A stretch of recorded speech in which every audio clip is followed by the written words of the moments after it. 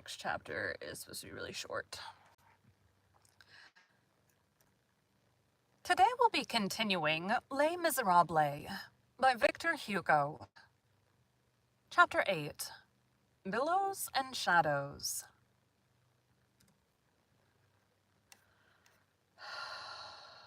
It's driving me crazy. I don't want that muted. Dupe, audiobook, okay. File, save as template, replace existing.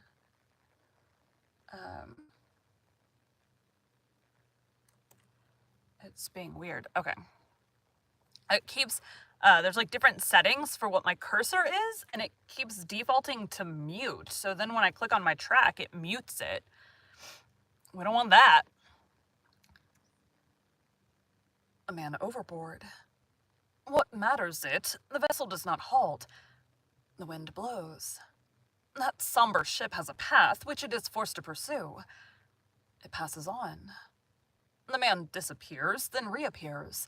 He plunges, he rises again to the surface. He calls, he stretches out his arms.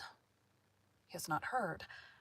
The vessel, trembling under the hurricane, is wholly absorbed in its own workings. The passengers and sailors do not even see the drowning man. His miserable head is but a speck amid the immensity of the waves. He gives vent to desperate cries from out of the depths. What a specter is that retreating sail! He gazes and gazes at it frantically. It retreats. It grows dim. It diminishes in size. He was there, but just now he was one of the crew. He went and came along the deck with the rest. He had his part of breath and of sunlight. He was a living man. Now what has taken place? He has slipped. He has fallen. All is at an end. He is in the tremendous sea. Underfoot, he has nothing but what flees and crumbles. The billows, torn and lashed by the wind, encompass him hideously. The tossings of the abyss bear him away. All the tongues of water dash over his head. A populace of waves spits upon him. Confused openings half devour him. Every time that he sinks, he catches glimpses of precipices filled with night. Frightful and unknown vegetation seize him, not about his feet, draw him to them. He is conscious that he is becoming an abyss, that he forms part of the foam. The waves toss him from one to another. He drinks in the bitterness. The cowardly ocean attacks him furiously to drown him. The enormity plays with his agony. It seems as though all that water were hate. Nevertheless, he struggles. He tries to defend himself. He tries to sustain himself. He makes an effort. He swims. His petty strength all exhausted instantly, combats the inexhaustible. Where then?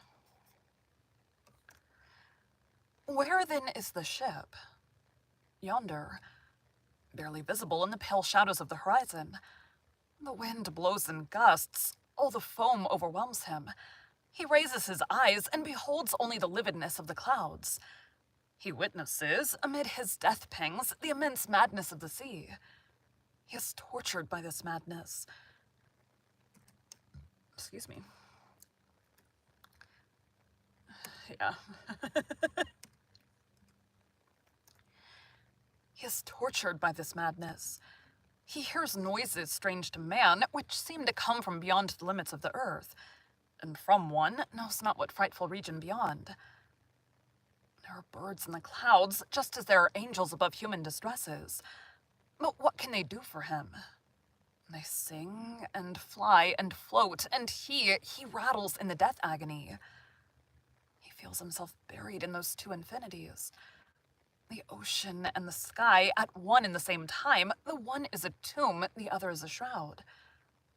Night descends. He has been swimming for hours. His strength is exhausted. That ship, that distant thing in which there were men, has vanished. He is alone in the formidable twilight gulf. He sinks. He stiffens himself. He twists himself. He feels under him the monstrous billows of the invisible.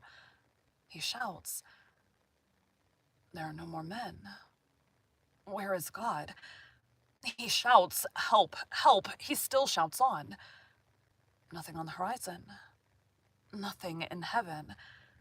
He implores the expanse, the waves, the seaweed, the reef. They are deaf. He beseeches the tempest.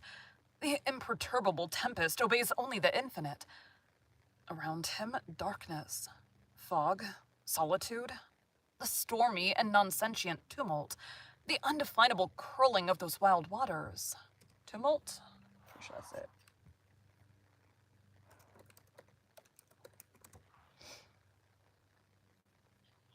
Yep. In him, horror and fatigue. Beneath him, the depths. Not a point of support. He thinks of the gloomy adventures of the corpse in the limitless shadow. The bottomless cold paralyzes him. His hands contract convulsively.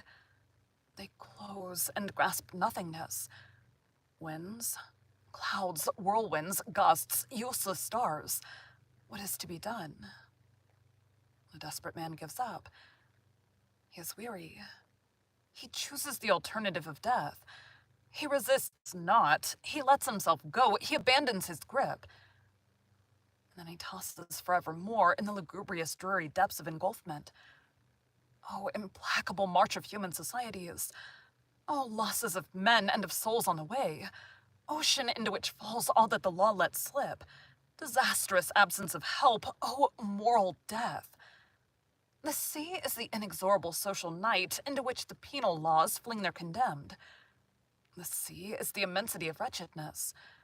The soul going downstream in this gulf may become a corpse. Who shall resuscitate it? Thank you for joining Bite at a Time Books today, while we read a bite of one of your favorite classics.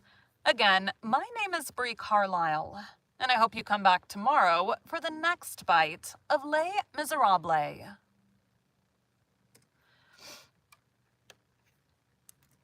All right, we're gonna select those 2 chapters I just did.